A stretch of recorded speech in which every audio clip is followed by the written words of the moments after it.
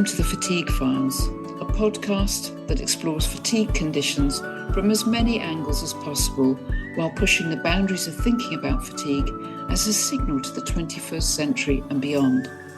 Cutting-edge thinking, practical strategies, thought-provoking explorations. They're going to all be here, and I'm your host, Anna Grear, welcoming you to this edition of the Fatigue Files.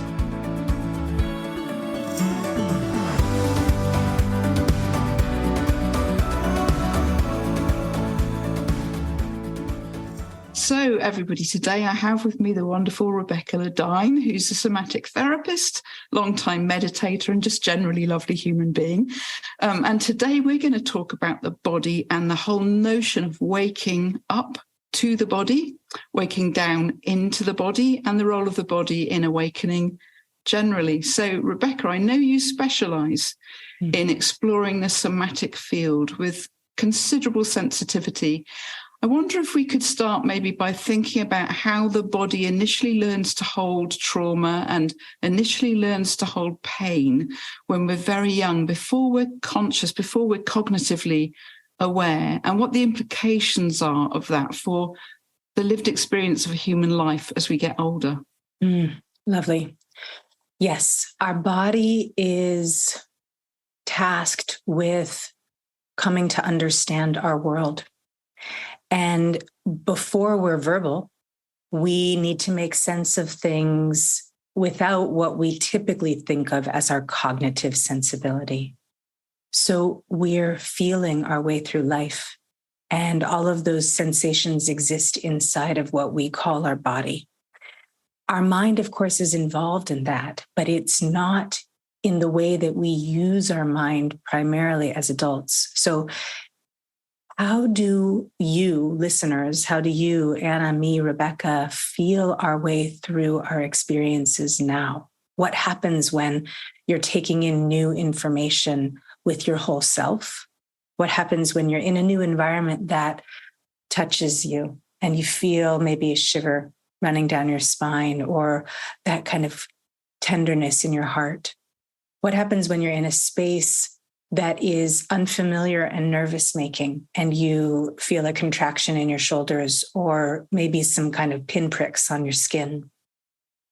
What happens when you're being touched by a nearest and dearest, and there's kind of a melting and a softening that occurs kind of through your core, and then the extremities join?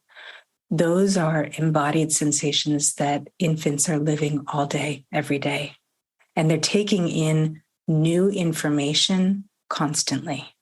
So our nervous system is, in a way, imprinting our world those first few years of life, I think, as deeply as possible, so that we can learn to navigate this universe that we just came into. All of us had that experience.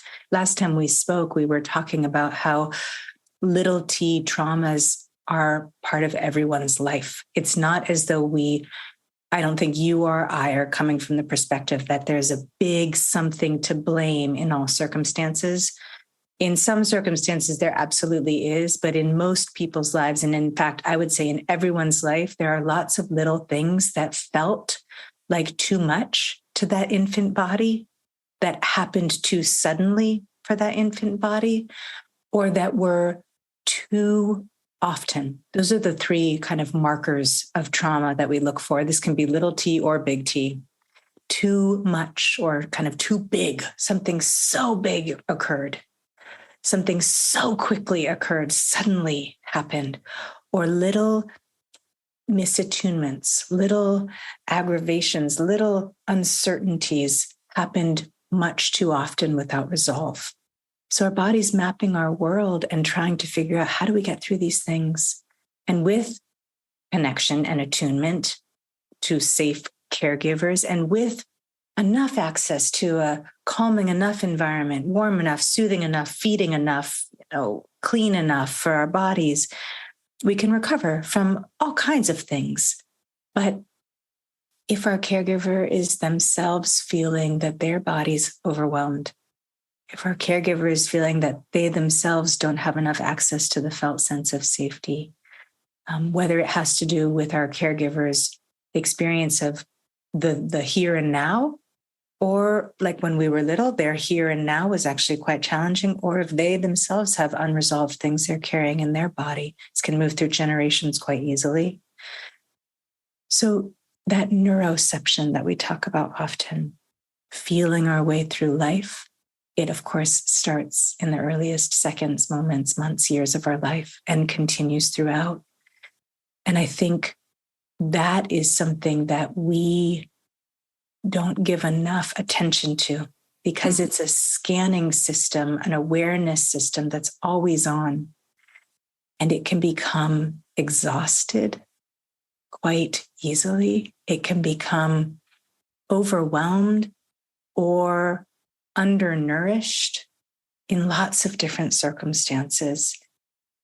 And I think that's how we imprint our world. That's how we come to the felt sense of things are safe enough in general, or things are actually not safe enough in general. And those create two very different baseline functioning places from which we live, that baseline in our nervous system.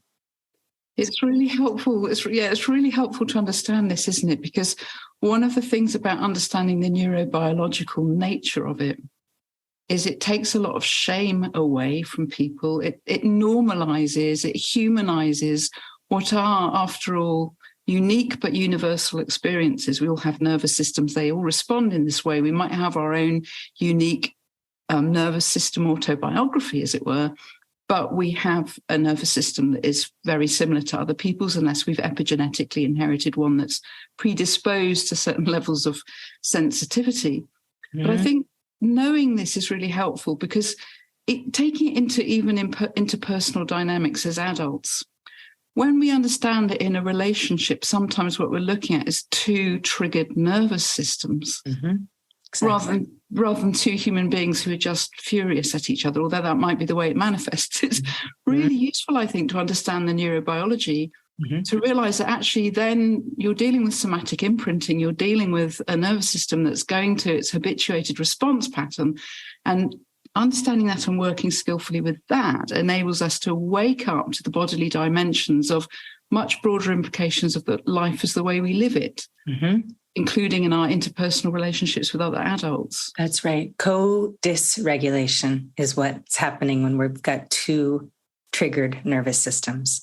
We're designed to co-regulate from our earliest days. We're designed to have a caregiver see us and feel us and soothe us, and to receive that feeling of safety, holding, okay enough. If our nervous system learns how to be in connection and receive felt sensations of connection is good, connection is trustworthy, connection is soothing, then often we learn to become co-regulating adults. If we were in connection with a nervous system, a caregiver whose system was jangled, was anxious, was themselves under-supported, which is often the case. Motherhood is hard, parenthood is hard. Our nervous system can receive imprinting. Co-regulation is dicey. Co-regulation is something to be wary of. Co-regulation is unavailable. And then you've easily got two people in a conversation in their current day, in their mid-40s, triggered in co-dysregulation. Yeah. And so it's always so interesting to question when we're talking about the mind-body split. Is this conversation, we think we're having a logical conversation about what to have for dinner. That's what we think the context is. But we're actually having a felt conversation about, do you care for me? How come you didn't plan something for us to eat tonight? Don't you remember I become starving at 6 p.m., And the felt experience of, I can't count on you. You don't come through for me is a bodily alarm bell of, I'm not safe. This co-regulation isn't available. Even though it seems like, well, we plan to have dinner together. You said you were going to do the shopping. We know that it's your dinner night, all of these various little contracts that we have. So co-dysregulation is available to our nervous system, unfortunately, very easily because neuroception, right? We're scanning. How am I? How am I in relationship to my environment? How am I in relationship to the other nervous systems in my environment? What's going on right now? Can I move into ease, or do I need to get a preparatory readiness going for fight, flight, freeze, shut down, appease? What needs to happen right now? That's why dysregulation can happen so quickly with sensitive systems or systems that are unfortunately too good at, I like to say, I write about in my book, too good at dysregulation, too good at reactivity. Right? Yeah, absolutely. And what I think is really interesting here is the unconscious operation of this. I mean, people are so rarely unaware of what's actually going on. The system is so unconscious. I mean, the somatic field is so unconscious. We're running from implicit memory. We're running from deeply embedded patterns when we're in that state. Absolutely. And one of the themes around waking up to the body that I think is so important is waking up to this. Not just waking up to it in the moment, which I think is really important, is tuning into your somatic sense, your felt sense, being able to be interoceptive in that way is really important. But generically, we need to wake up to this. We need to wake up to it in our relational theories. We need to wake up to it in how we think about how we educate. We need to think about it in terms of how we relate politically. There's just huge implications here. Again, coming back to the mind-body split, culturally, we have assumed a level of kind of discursive reasonableness and all the rest of it, which is completely disconnected and unaware of the way that as somatic creatures, all that somatic sensitivity, all that felt sense, and even the affective, the emotional, is in play, even in the most allegedly rational of decisions. That's right. I love that you say that, allegedly rational. We pretend that we can have pure cognitive conversations, and we can't. We feel each other. We feel each other. You and I are looking at each other on Zoom, but we can feel each other. And we can also feel one another if we're on a telephone call.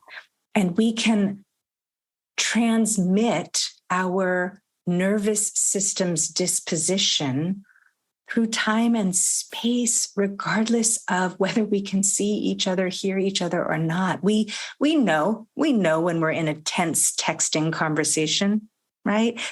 Of course we can misinterpret that, of course happens, but we can feel, I think something's going on here with this conversation I'm having in 3 sentences at a time. So I think understanding that we're always communicating on top of our nervous system's disposition is essential, even if what our nervous system is responding to has absolutely nothing to do with the rational conversation we're attempting to have. So I could just be having a bunch of physiological symptoms that day that are creating quite a lot of discomfort in my body.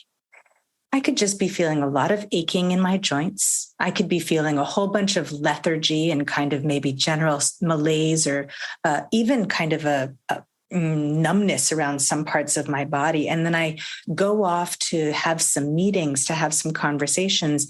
And I'm thinking, gosh, that person is not very present with me.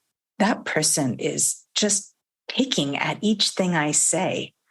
And if I'm not aware, wait a minute, this is built on top of a numbness I'm carrying with me into the day, and achiness in my joints I'm carrying with me into the day. So I'm actually feeling misattuned. I'm actually feeling like my joints are picking at me. I would then project that onto that person and really believe it. And we have confirmation bias. So I can convince myself of so many things. I can see that other person, or just hear them, or just read those text messages and think, I know that's here. I know they're picking at me. I know they're not attuned and they're numbed out to me, but it's actually something my body's carrying. And then let's add the level of complexity that if they're a sensitive person as well, they're picking up on how I feel the minute we come together. Then my nervous system is affecting their nervous system. I'm sure you've been in this situation before. As a therapist, I know all the time to check the field. And I begin a conversation and I start to feel, wow, I feel kind of achy in my joints. Is that mine or is that theirs? Wow, I feel kind of numb in my core, mine or theirs. To recognize that we feel each other. This isn't woo-woo. This is science. We feel each other. And then to have that facility to examine, what's going on in this field I share with this person? How much of it belongs to me in the here and now? And how much of it belongs to them in the here and now? And how much of it belongs to me from years ago or them from years ago?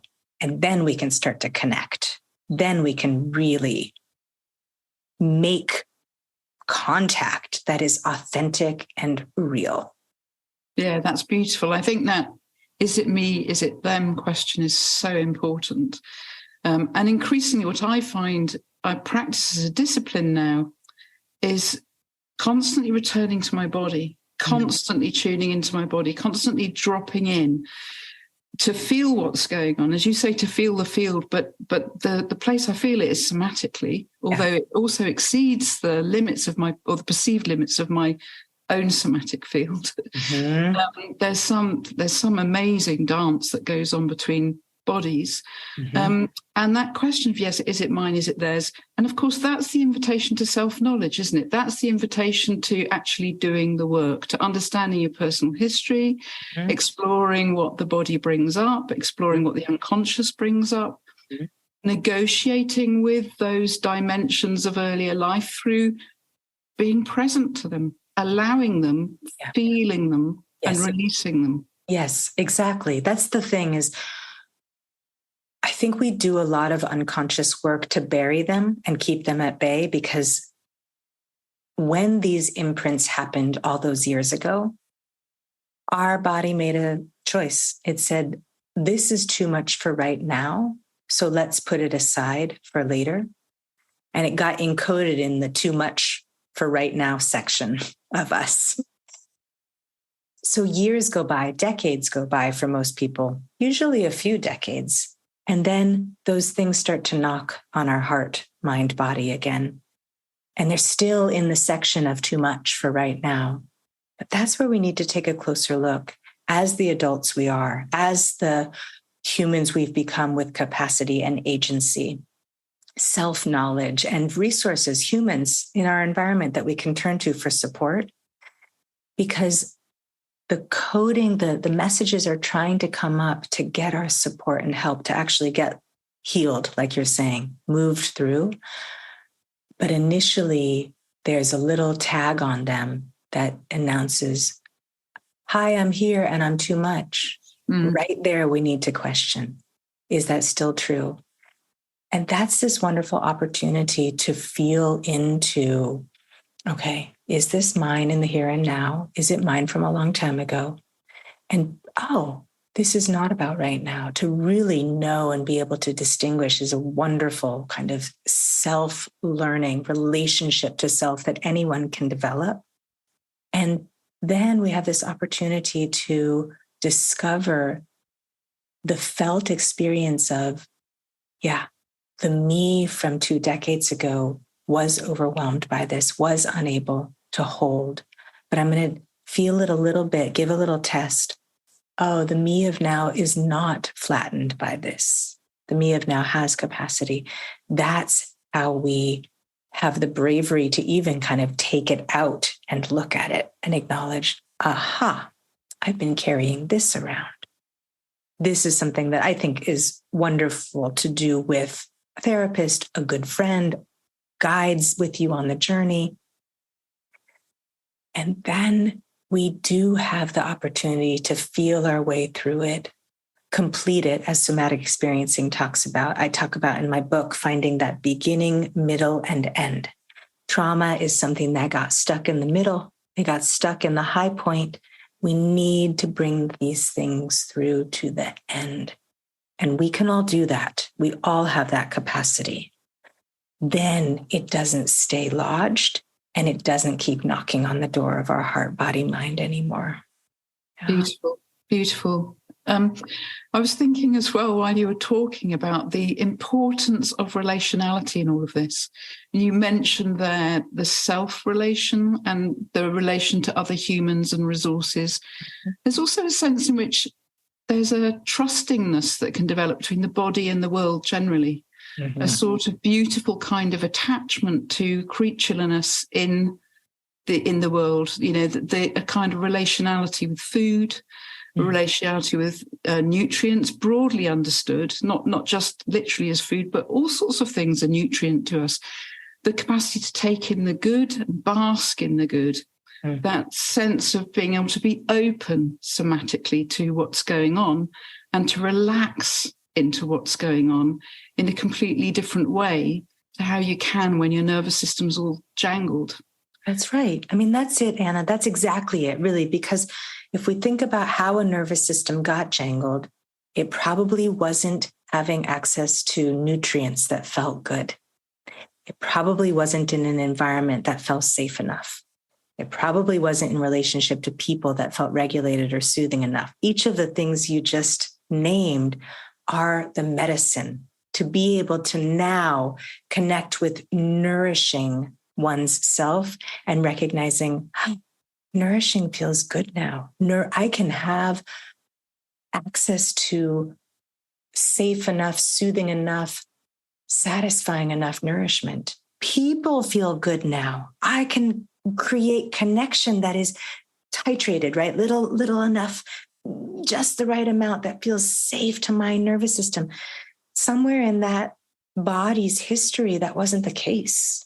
Okay? And environment feels good now. I can find spaces that are not maybe too loud or not too cold or not too stimulating in some way. That's what you're saying. It's so beautiful. Those are the repairs. Those are the repairs from early developmental injury. It doesn't even have to be trauma. Just indications that told that little being, things don't feel quite okay often enough. I think we better be on guard. And then we stay on guard for 30 years. Yeah, absolutely. Now, we've talked a lot about the felt sense, and I'd love to tease out what that means a bit, because obviously it's more than just a physical sensation. I mean, this is physical, but it's not like, a pain in my arm or, how it feels to pick up a cup. It's kind of different level of sensory experience.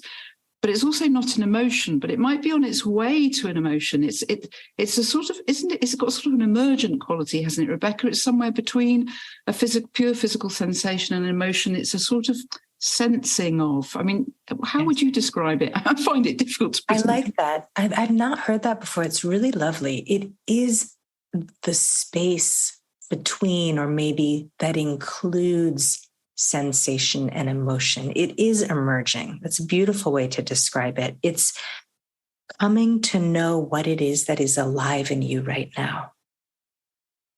It is feeling sensations, sensing feelings, sensing emotions, knowing what is being expressed from your body to your mind, right? We have many more afferent nerves, many more nerves that travel from your body up to your brain to communicate, how am I right now? It is the totality of the experience of how am I right now? Who am I right now? Where am I right now? What am I right now? I mean, these are really existential themes, but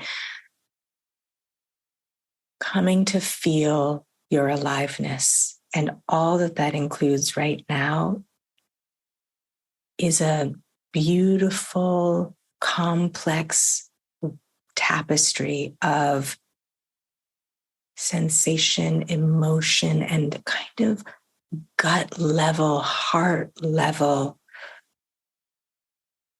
temperature throughout the body level awareness of being you. Yes, it's beautiful. And of course, it's not cognitive, although we can reflect on it. We have that capacity for kind of stepping out and reflecting back on cognitively in the light of what we know or think. But actually, that sensing isn't cognitive. It's actually a much, much more expanded kind of awareness that is deeply aware of multiple things happening, perhaps simultaneously. Mm-hmm. And this is where I always feel that understanding that we are complex, emergent assemblages is actually a helpful thing. Rather than getting lost in the complexity of it, simply understanding that fact that we are complex, multiplex, we emerge in little tightnesses and flows and loosenings and shifts and movements and sensitivities. And that's who we are. We're kind of like an eddying, a kind of bubbling, although that almost sounds too dynamic. We come, because sometimes, of course, we're bubbling dynamically, and other times we're just gently shifting, moving. Yes. It's very subtle. And to me, this is where the somatic self-awareness and the practice of meditation to me come together in this. Mm-hmm. If we bring spirituality to the body rather than keeping it out somewhere in some other field, using the body, being in the body as the only portal we have actually to everything, is an incredible place to develop this nuanced awareness, to practice it. And I was really struck by the sense in which you were just describing there, the kind of nowness of it, mm-hmm. and the art of presencing, mm-hmm. and being present to all that's present in that now moment, mm-hmm. is the doorway, is it not? It absolutely is. And that is what I really love presencing as a person, as a human that I am. I love presencing, and I love coming in touch with my aliveness and my becoming, right? It's like we are becoming ourselves in every moment. And I think I don't like the word meditation anymore because it feels like it's become too defined and rigid in some ways.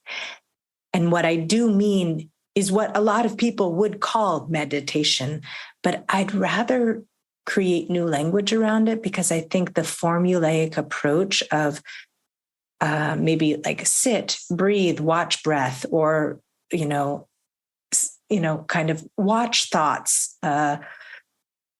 It becomes so narrow that it doesn't include this kind of beautiful emerging that you just described. So I want to say emerging practice instead of meditation practice, Yes, yeah, absolutely. Becoming in touch with who you are as an alive being feels so much more expansive than a practice that has instructions. And I can understand that if you've never explored becoming in touch with being an alive being, that's very out there and a very complicated place to begin. So instructions might be fantastic.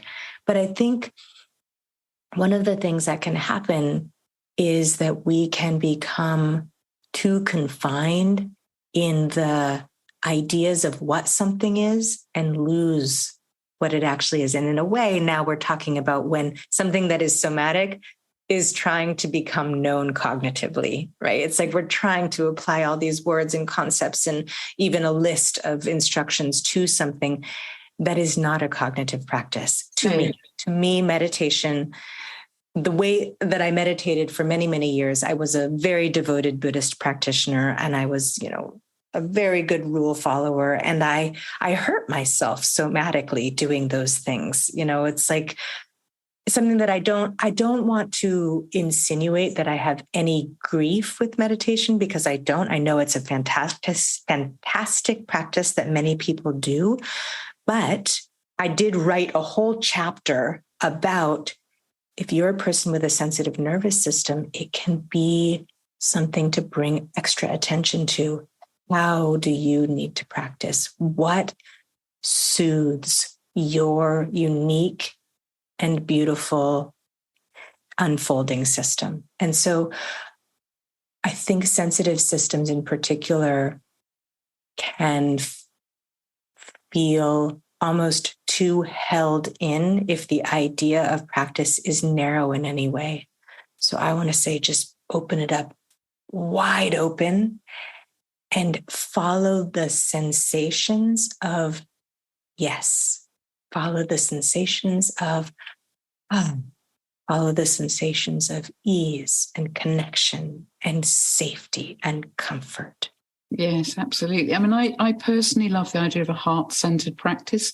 I love the idea of loving kindness practices and those kind of things, because I think they have an intrinsic connectivity and safety in them, which is very different from a more, what we could think of, I know characterizing it, but a cold observational practice, right? So sometimes when I've practiced a more observational practice, I'm kind of ignoring the body. Yeah. I'm kind of noticing pain and allowing pain. Yes. But there's a kind of loss of a sort of nurturant quality, right? Well said. But when I practice in a way where that allowingness is tender, where that allowingness is receptive, and it's a kind of surrendering and softening into that. Yeah. That's a very different feeling, and it communicates a very different message to my nervous system. Yes. It's like, I care about you. I'm not just coldly observing you. I care about you, and I'm going to observe you for a few minutes with a bunch of loving kindness and see if that soothes you enough. And if not, I'm going to do something else to try to soothe you. Yeah. If you get worse pain, or if you get worse fear, or if you become overwhelming anxiety, I'm going to attend to you. I'm not just going to sit here. It's the nurturing of a caregiver. It's what we need in attunement. I think self-attunement is really important during any awareness practice, and especially for people with sensitive nervous systems. That cold observation can unfortunately insinuate, put the attunement aside for right now and just be. And I'm not even claiming that that's what those meditation teachers from all those thousands of years ago meant.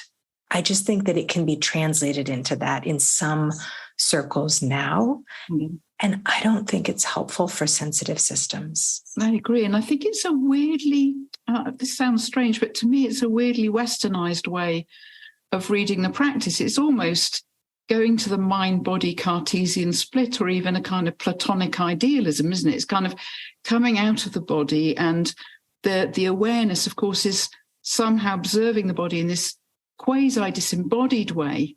Mm. Whereas actually, I was talking to you earlier about the book, I think it's called The Wakeful Body. I think it's Willa Blythe Baker who wrote it. I'll put it in the show notes afterwards for people if they're interested. But she talks about waking down and the importance of actually coming home to the body in meditation. The body is kind of like the portal for the spiritual. It's that for her, genuine spiritual practice leads back to the body in some important and central sense. Yeah. And I think for those who are ill with things like chronic fatigue, ME/CFS, they have so many weird and frightening symptoms that go on in their body. To ask them to meditate and simply ignore those, I think is quite tricky territory to be on. I think asking them to meditate, and I take your point about meditation, to practice allowingness and presencing with them, and to allow a kind of nurturing sense in which they come up and they're attuned to, where then there's a sense of what perhaps lies beneath that's attuned to, but the softness of the self-holding, the lovingness in that can become very healing. I think that's right. I don't know if you know this about me, but I conducted research in order to write the book that I wrote, and I compared mindfulness meditation to somatic practices. So that was really the basis of the research I was doing. And my research study did demonstrate that somatic practices are much more regulating than observational awareness in and of itself. So I don't want to throw mindfulness under the bus, but I will say that what you said really rings true for me, that waking down into the body, let's call that a kind of somatic meditation, or these somatic regulation practices that I taught for my protocol, that I detail in the book that I wrote about that protocol, is how we can soothe a jangled system and use that self-attunement as the way to get there.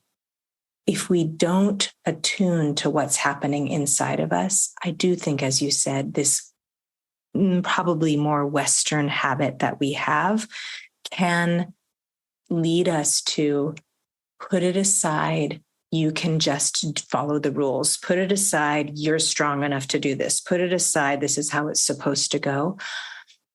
If you think about those phrases or what that implies, it's probably what young bodies that were overwhelmed felt, right? Probably infants didn't have consciousness. They weren't saying to themselves, put it aside, you can follow the rules. But there was some sense of, I have to learn how to be in this environment, even though this environment isn't feeling somatically soothing to me. I have to learn how to attune to this person, even though this attunement doesn't feel quite reassuring enough to me. That's what we don't want to do when we're doing any kind of a regulating practice today. So that's where I really drew the distinction between, are you going to meditation to learn how to master mental awareness? Fine. Then please, there's so many great practices for that. Or are you going to meditation to soothe your nervous system? And in that case, you need to follow practices that would be much more like waking down, that would be much more what I would call somatic practices for regulation. Yes, absolutely. Absolutely. And I'm struck again, because I often can match these things to the cultural patterns. And I think it's important to map them to cultural patterns. So you kind of think of where the West has got by denying the significance of the material, by, the intelligence of materiality itself, the overriding of the earth system, the ignoring of the signals from the environment about what the ways in which we're stressing it, the way that we're driven by essentially accumulative dynamics in capitalism, and the way that we've sublimated nature and for centuries dismissed it in the name of the mind-body split and the importance of human rationality, et cetera, et cetera, et cetera. Absolutely. Look at that, and you put that next to what we've just been saying about meditation practices. And it seems to me that there is a resonance there between those two things. And there's a resonance there between the idea of returning to the somatic, allowing self-attunement, and recognizing what it is we're attuning to. It's a creaturely self. Yes. It's a bodily, creaturely self. And then thinking about what we need to do in the face of the climate crisis and mass cultural exhaustion. I mean, fatigue rates are through the roof. Yeah. We need a cultural return to the somatology of the planet, to the somatic of society. We need to shift in this direction generally as individuals and as communities, I believe. Absolutely. The earth is asking us to attune to her. Absolutely. And this crisis that we're in is a result of massive misattunement. We're not paying attention. We're not listening. And we didn't listen and stop taking far, far, far too much until a global pandemic came along. And do you remember those months where the wildlife was returning to, the inner cities, and the birds were putting nests on the top of tall, tall buildings? And, there was just so much beauty, dolphins in bays where they hadn't been in years and years and years and years. The need for us, right? So if I'm meditating and employing a kind of self-dominance, I'm going to get the same kind of explosive internal reaction at some point as we are seeing in the earth now. And I've been a meditation teacher, and I've seen this in rooms, and I've been in the classes of the greats, and I've seen this in their rooms as well, that systems do explode when an approach of self-dominance is applied for too long. Yes, absolutely. Instead, apply self-attunement, apply loving kindness, apply the intention for self-soothing and regulation. And it might not look like sitting still for as long, or sitting up, or sitting at all. The meditation might look totally different, might look very intuitive. It might look very, maybe even spontaneous. Certainly it looks individual to that time and place for that being, because they're evolving and unfolding. And that's what the earth needs too. We need to listen in instead of dominate. We need to figure out what's needed right now. What are you calling for in ourselves and in this earth? Exactly. And that is a form of waking down again, isn't it? It's coming down to the ground. And of course, this has immense relevance for people suffering from fatigue. Because not only does it have relevance in their own bodies, but it has relevance to our collective fatigue. A lot of fatigue is caused by the way we live in a contemporary society. And a lot of people with or without meditation have been forcing the body. I was very driven before I got ill. I was forcing my body. I was martial arts training 3 times a week and juggling loads of stress and all the rest of it. And, didn't stop and listen. Maybe couldn't stop and listen because of the way my nervous system was set up, found it really difficult to come out of drive. Yes. And I think there are a lot of people who go through that. And I think culturally, we've done it for a long time. Absolutely. So I think, learning these lessons now that fatigue teaches us about the need for self-attunement, the need for waking down, the need for somatic intelligence. Yes. And that as a form of awakening. It is a really important moment, I think. I think it is an awakening that comes from unfolding.